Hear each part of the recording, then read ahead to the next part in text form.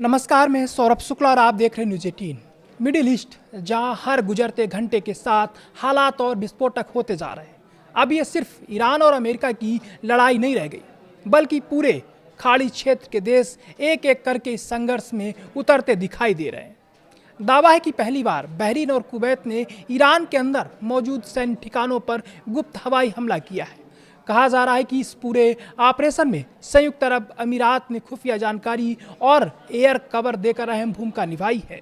उधर ईरान ने भी जवाबी कार्रवाई करते हुए बहरीन, कुवैत और जॉर्डन में मौजूद अमेरिकी सैन्य ठिकानों पर ड्रोन और मिसाइल हमलों का दावा किया है। फारस की खाड़ी से लेकर लाल सागर तक हर तरफ जंग का धुआं दिखाई दे रहा है। तेल की कीमतें उछल रही हैं, समुद्री व्यापार प्रभावित हो रहा है और दुनिया की अर्थव्यवस्था पर खतरे के बादल मंडराने लगे हैं।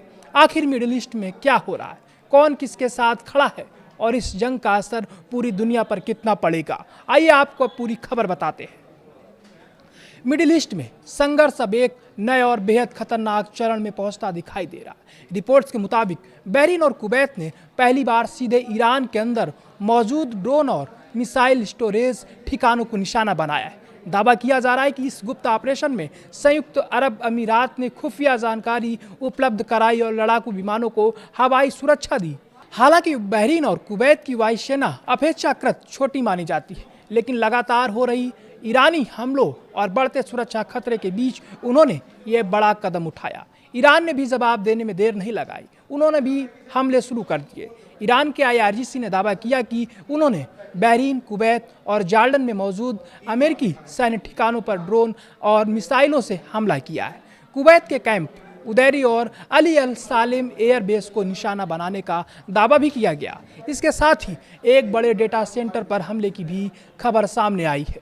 ईरान का साफ संदेश है कि जो भी देश अमेरिका को अपने सैन्य ठिकानों का इस्तेमाल करने देगा, उसे भी निशाना बनाया जाएगा।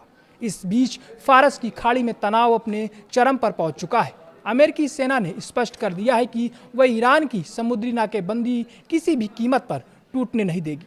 इसी दौरान ओमान की खाड़ी में नाकेबंदी तोड़ने की कोशिश कर रहे एक व्यापारिक जहाज के इंजन को अमेरिकी कार्रवाई में निष्क्रिय किए जाने का दावा भी किया गया। व्हाइट हाउस में राष्ट्रपति डोनाल्ड ट्रंप ने राष्ट्रीय सुरक्षा टीम के साथ बैठक की और संकेत दिए कि अमेरिका फिलहाल दबाव कम करने के मूड में नहीं है। उधर लाल सागर में भी संघर्ष तेज दिख रहा है। ईरान समर्थित हूती विद्रोहियों ने सऊदी अरब से जुड़े तेल टैंकरों को निशाना बनाया। इसके जवाब में सऊदी नेतृत्व वाले गठबंधन ने यमन के ओदेइदा क्षेत्र के हूती ठिकानों पर हवाई कार्रवाई की है। हालांकि सऊदी अरब का कहना है कि होदैया बंदरगाह का नुकसान नहीं पहुंचाया गया और वहां सामान्य जहाजों की आवाजाही जारी है। इस युद्ध का सबसे बड़ा असर अब वैश्विक अर्थव्यवस्था पर दिखाई देने लगा है।